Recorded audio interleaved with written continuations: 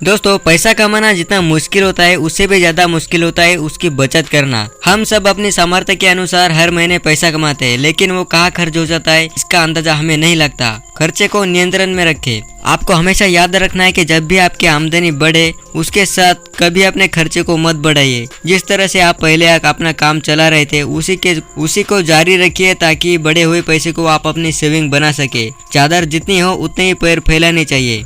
भविष्य की तैयारी भी जरूरी।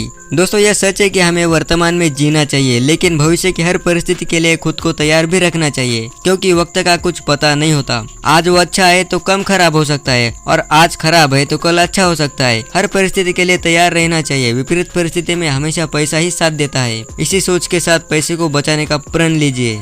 पैसों का हिसाब रखें। दोस्तों कुछ लोग मनमाने पैसे खर्च करते हैं, उनको ये भी नहीं पता होता है कि पैसे कहाँ पर और कितने खर्च हुए। ऐसे में पैसों का ज्यादा खर्चा होता है और आपको पता ही नहीं चलता। इसलिए आपको एक डायरी बनाइए और उस पर अपने खर्चे का ब्यौरा लिखना शुरू कीजिए। इससे आपको अंदाजा मिलेगा कि कहाँ फिजूल में धन खर्चा हो रहा है। ऐसे में आपके लिए बचत कर पाना आसान होगा। अपने खर्चे का एक बजट बनाइए। दोस्तों पहले के ज़माने में लोग अपने घर के खर्चे का एक महीने का एक बजट बनाते थे, और जो भी सामान की उनको ज़्यादा ज़रूरत होती थी वही सामान वो खरीद लाते थे। आपको ये आदत डालनी चाहिए। इससे आपके घर का खर्चा सीमित हो जाता है और बचत के पैसे से आप कोई पॉलिसी शुरू कर सकते हो। इससे आपकी पॉलिसी भी आपको ज़रूरी खर्चे में जुड़ जाएगी और आपको बचत के पैसे हर साल बचाने का रास्ता मिल जाएगा। 1 घंटा खुद के लिए निकालिए। दोस्तों 24 घंटे में से 1 घंटा खुद के लिए निकालिए और एक्सरसाइज योगा वगैरह कीजिए। इससे आपका शरीर स्वस्थ रहेगा। दोस्तों अगर आपका शरीर स्वस्थ रहेगा तो आप कोई भी काम पूरी लगन और मेहनत के साथ कर पाएंगे और ज़्यादा पैसा कमा पाएंगे। ज़्यादा पैसा कमाएंगे और आपके पैसों की काफ़ी अच्छी आप बचत भी कर पाएंगे। आज से ही सेविंग करना शुरू करें। दोस्तों सबसे पहली बात है कि आप शुरू से ही बचत करना सीख लें। बचत करने का गुण आप जितनी जल्दी सीख लेंगे उतनी ही जल्दी आप इसके बेनिफिट्स भी हासिल करना शुरू कर देंगे। आपको अपने पॉकेट मनी का 15 से 20% हिस्सा जरूर बचाना चाहिए। जब आप अपने थोड़े थोड़े पैसे को भी बचाओगे तो ये पैसा आपके इमरजेंसी समय में आपको काफ़ी ज़्यादा काम आएगा, आपकी काफ़ी ज़्यादा मदद करेगा। अपना बजट तैयार करें। दोस्तों आपको अपने और अपने परिवार के खर्चे के बारे में तो ज़रूर जानते होंगे। आपको यह भी अंदाज़ा होगा कि महीने के आखिर में किन चीज़ों में कितना खर्चा होता है। इसलिए 1 महीने का पूरा बजट तैयार करें और सैलरी मिलते ही आपको सबसे पहले एक हिस्सा उन चीज़ों के लिए निकालें जिससे आप ज़्यादा खर्चा होता है, जैसे कि राशन, बिजली का bill, internet connection, mobile bill और बच्चे पर खर्चा। ठीक इसी प्रकार अन्य छोटी छोटी चीज़ों का भी ध्यान रखें और उनमें से अपने पैसों को बचाएं। ऐसा बजट बनाने से आपको यह फ़ायदा होगा कि आपकी सैलरी पूरे महीने चलेगी और बीच में कोई भी मुश्किल नहीं आएगी। बैंक अकाउंट में पैसा रखें। दोस्तों अपनी बचत को अगर आप बैंक अकाउंट में रखते हो तो एक अच्छा ऑप्शन हो सकता है, क्योंकि बैंक में आपका पैसा सेव रहता है और साथ ही आपको उसके ऊपर ब्याज का फायदा मिलता है। दोस्तों आजकल बचत खाते में जैसे कि अगर आपका सेविंग अकाउंट है तो आपको 4 से 6% का ब्याज मिलता है। इसी तरह से आप अपना पैसा बैंक में जमा होता रहेगा और आप उसके बीच में खर्चे करने से बच पाएंगे। अपने पैसों का हिसाब रखें। दोस्तों आप अपने पैसों का हर महीने का हिसाब रखें और डायरी में नोट करते रहें। आप हर दिन जो भी खर्चा करते हो या परचेस करते हो उसे नोट करते रहें। इसमें आपको महीने के आखिरी में पता चलेगा कि आपका किन चीज़ों में पैसा फिजूल खर्च होता है।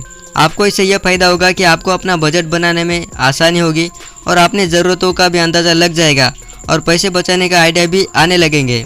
बुरी आदत छोड़ दो। दोस्तों बुरी आदत से मेरा यह मतलब है कि आप जिसमें अपना फालतू का खर्चा करते हो, जैसे कि शराब, सिगरेट, गुटखा, पान मसाला, ऐसी चीज़ें जिसमें आपका पैसा तो खर्च होता है और साथ ही आपके हेल्थ अपने शरीर पर भी नेगेटिव इफेक्ट होता है। आप खुद ही सोच कर देखिए कि अगर आप एक दिन का 50 रुपये सिगरेट का पर भी अगर खर्चा करते हो तो महीने का 1500 रुपये सिगरेट के फालतू खर्चे में चला जाता है। इसलिए ऐसे बेकार के खर्चे से बचें और अपनी बुरी आदत को छोड़ दें। दोस्तों ऐसी आदत छोड़ के आप काफ़ी अच्छे पैसों को बचा सकते हो। अपने घर के सामान का ध्यान रखें। दोस्तों आप अपने मोबाइल, कपड़े, जूते, घर के ऐसे ही सामान जैसे कि टीवी, फ्रिज, पंखा, कूलर, गैस की केयर करें। दोस्तों घर के सामान को अच्छी तरह से साफ सुथरा रखें और किसी चीज़ में अगर कुछ खराबी है तो उसे ठीक कर। दोस्तों अगर आप किसी चीज़ को नया लेने जाओगे तो आपका काफ़ी सारा पैसा खर्चा हो सकता है, जो कि आपकी बचत पर बुरा असर कर सकता है। दोस्तों अगर आप घरेलू सामान की सही से देखभाल करोगे तो वो लॉन्ग टाइम तक चलेंगे और आपका काफी सारा पैसा भी बचेगा। बिजली की बचत करें। दोस्तों, अगर आप बिजली की बचत करना सीख गए तो आप पैसों की बचत कर सकते हो। जितनी ज्यादा बिजली की बचत करोगे उतनी ही ज्यादा आपकी पैसों की बचत होगी। आप एनर्जी वाले उत्पाद का इस्तेमाल कर सकते हो, जैसे कि सामान्य बल्ब के बजाय एलईडी लाइट का यूज करें। जब बिजली की आवश्यकता न हो तो लाइट ऑफ कर दे। टीवी तभी देखें जब आपको इसकी जरूरत लगे। इस तरह से बिजली की बचत करें और अपने पैसों को बचाइए। सेल का फायदा उठाओ। आजकल बहुत सारे ऑनलाइन वेबसाइट और दुकान में सेल लगी रहती है, जिसमें आपको ज्यादा सामान कम कीमत में मिल जाता है। अच्छे सामान मिलने के साथ साथ काफी अच्छा डिस्काउंट भी मिलता है। दुकान से छोटी छोटी खरीदारी करने के बजाय आप बड़े स्टोर से एक साथ खरीदारी कर सकते हो। इससे आपका काफी अच्छा पैसा सेव हो जाएगा। फालतू के खर्चे करने से बचे। दोस्तों, कई बार हम जब घर से बाहर निकलते हैं तो हम दोस्तों के साथ बहुत ज़्यादा खर्चा कर देते हैं, जिसकी कोई ज़रूरत नहीं होती। अगर आपको ऐसा लगता है कि बाहर घूमने से आपका महीने में काफ़ी ज़्यादा पैसा खर्चा होता है, तो आप बाहर घूमना कम कर सकते हो, या फिर अकेले घूमने निकल सकते हो, या फिर ज़रूरत के समय ही घर से बाहर निकल सकते हो। इस तरह से पैसों को खर्चा होने से आप बचा सकते हो। जिनकी अधिक आवश्यकता है वही सामान खरीदे।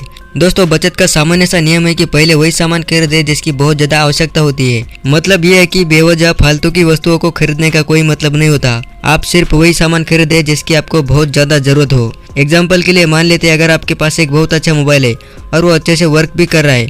अगर मार्केट में कोई नया मोबाइल अगर लॉन्च हो गया जिसमें काफी नए और अच्छे फीचर है, तो उसे तभी खरीदे जब आपका पुराना फोन अच्छी सर्विस ना दे।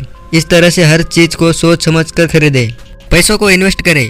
दोस्तों, बचत करना एक अच्छा गुण है, पर उसी बचत को सही जगह पर लगाना बहुत मुश्किल है। आपको अपने पैसों को बचत के साथ साथ सही जगह पर इन्वेस्ट भी करना चाहिए। इन्वेस्ट का मतलब होता है कि अपने पैसों को ऐसी जगह पर लगाना जो आपको अपने पैसे का कई गुना ज्यादा पैसा लौटा कर दे। आप बचत का कुछ हिस्सा शेयर बाजार में लगा सकते हो, या फिर सोना खरीद सकते हो, या फिर कोई प्लाट या प्रॉपर्टी खरीद सकते हो। इसकी कीमत आने वाले समय में बहुत बढ़ने वाली है। मोबाइल बिल को मैनेज करें। दोस्तों, आज जिस तरह से मोबाइल हमारी पल पल की जरूरत है, उसके खर्चे भी वैसे ही है। हमें कॉल करने के लिए और इंटरनेट का इस्तेमाल करने के लिए मोबाइल रिचार्ज करना पड़ता है। आप अपने इंटरनेट चार्ज और मोबाइल बैलेंस का एक मंथली बजट बनाएं। अपने फोन को रिचार्ज करने के लिए फुल टॉक टाइम और सस्ती कॉल दरें वाले पैक्स डालें। इंटरनेट के लिए आप महीने भर का एक ही रिचार्ज करवाएं जो आपको पूरे महीने तक नेट अवेलेबल दे। बचत कैसे करें? दोस्तों, आप पैसों की बचत एक बहुत ही आसान तरीके से कर सकते हो। अगर आपको नौकरी से पैसा आता है तो एक नियम बना लो। अपनी सैलरी का 10% हिस्सा सबसे पहले आप किसी दूसरे बैंक खाते में जमा कर दे और बाकी बचे 90% सैलरी से अपना घर चलाए। किसी को भी पैसे देने से पहले अपने आप को पैसा दे। वो पैसा आपके सैलरी में से कम 10% होना चाहिए। दोस्तों, ये काम कम से कम 6 महीने तक चालू रखें। उसके बाद आपको इसकी आदत लग जाएगी। इस तरह से आप बहुत कुछ सीखेंगे और बहुत अच्छे पैसे बचा पाएंगे। दोस्तों, क्या आपको पता है कि पैसों को इन्वेस्ट करने की सही जगह कौन सी है? मेरे हिसाब से पैसा लगाने के लिए सबसे अच्छी जगह प्रॉपर्टी हो सकती है, क्योंकि बढ़ती आबादी के साथ साथ इसकी डिमांड भी तेजी से बढ़ती जा रही है। प्रॉपर्टी में निवेश के लिए सबसे महत्वपूर्ण बात है कि इस जगह का चुनाव। अगर आप सही लोकेशन में सही प्रॉपर्टी खरीद लेते हैं तो उसके भाव बढ़ने की उम्मीद बहुत ज्यादा है। अगर आप कमर्शियल प्रॉपर्टी में इन्वेस्ट करोगे तो प्रॉपर्टी का भाव बढ़ने के साथ साथ आपको किराया भी मिलेगा। दोस्तों, क्या आपको पता है कि पैसों को इन्वेस्ट करने का सबसे अच्छा तरीका क्या है? दोस्तों, मान लीजिए कि अगर आपके पास 100 रुपए है और आप 100 रुपए को इन्वेस्ट करना चाहते हो, तो आप इसको 4 हिस्सों में बांटकर निवेश कर सकते हो। जैसे कि 25 रुपए म्यूचुअल फंड में, 25 रुपए गोल्ड में, 25 रुपए प्रॉपर्टी में और बाकी के 25 रुपए बैंक में, या किसी दुर्घटना के घटित होने पर अपने पास नकदी पैसों का एक जरिया भी होना चाहिए।